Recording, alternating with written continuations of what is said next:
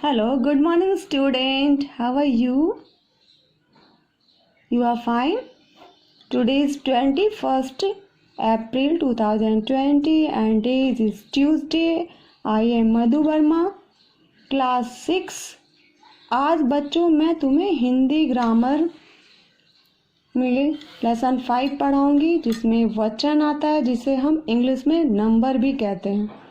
बच्चों पिछले पार्ट में मैंने तुम्हें लिंग, संज्ञा, भाषा, लिपि, व्याकरण, वाक्य विचार, शब्द विचार और वर्ण विचार के बारे में जानकारी दी हूँ। अब तुम्हें उन सभी पाठों से प्रश्न उत्तर बनाना है।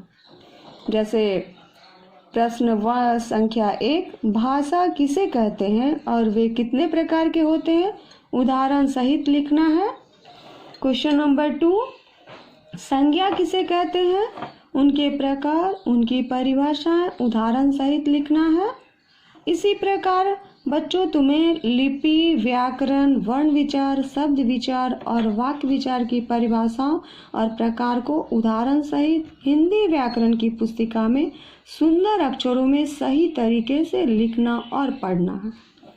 अब मैं इस अध्याय में तुम्हें वचन पढ़ाऊंगी जो पाठ संख्या 5 से लिया गया है, जिसमें मैं तुम्हें वचन किसे कहते हैं, वचन कितने प्रकार के होते हैं, उनकी परिभाषाएं उदाहरण सहित लिखना है, वो मैं तुम्हें सिखाऊंगी। बच्चों सबसे पहले मैं तुम्हें वचन किसे कहते हैं उसके बारे में बताऊंगी। शब्द के जिस रूप से किसी व्यक्ति या वस्तु की एक या अनेक होने का बोध हो उसे वचन कहते हैं। वचन 2 प्रकार के होते हैं, एक वचन और बहुवचन। अब हम एक वचन किसे कहते हैं उसके बारे में पढ़ेंगे। शब्द के जिस रूप से किसी व्यक्ति या वस्तु की एक संख्या होने का बोध हो उसे एक वचन कहते हैं, जैसे लड़की, गुड़िया, कुर्सी और मछली, ये सब एक वचन के अंतर्गत आते हैं। दूसरा है बहुवचन। शब्द के जिस रूप से व्यक्ति या वस्तुओं की संख्या एक से अधिक होने का बोध हो उसे बहुवचन कहते हैं, जैसे लड़कियां, गुड़ियां, मछलियां, कुर्सियां आदि।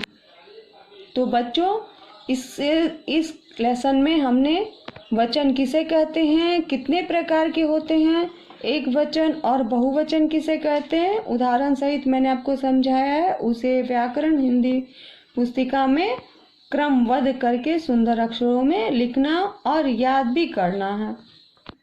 अब कुछ और जरूरी बातें जो तुम्हें ध्यान रखने योग्य है कि कोई शब्द जो होते हैं हमेशा एक वचन या कभी कभी हमेशा बहुवचन में ही रहते हैं। तो वचन संबंधी कुछ विशेष बातें जो मैं तुम्हें बताती हूँ।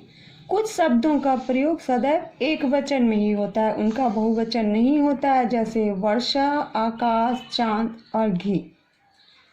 कुछ शब्दों का प्रयोग सदैव बहुवचन रूप में ही होता है, उनका एक वचन नहीं होता है, जैसे बाल, दर्शन, समाचार और आंसू, ये सदैव बहुवचन में होते हैं।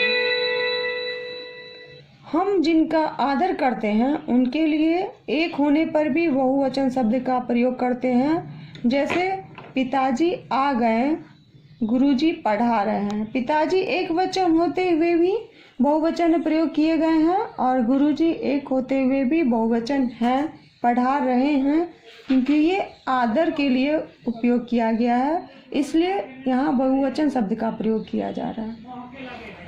चौथा है भाववाचक संज्ञाओं का प्रयोग सदा एक वचन में होता है, जैसे परिश्रम ही सफलता की कुंजी है, सत्य की हमेशा जीत होती है। तो बच्चों ये शब्द तुम्हें याद रखने योग्य है और समझने योग्य भी है। जैसे कोई शब्द सदैव एक वचन होते हैं, कोई बहुवचन होते हैं। भाववाचक संज्ञाओं में सदा एक वचन प्रयोग होता है। आदर के वक्त हम बहुवचन शब्द का प्रयोग करते हैं।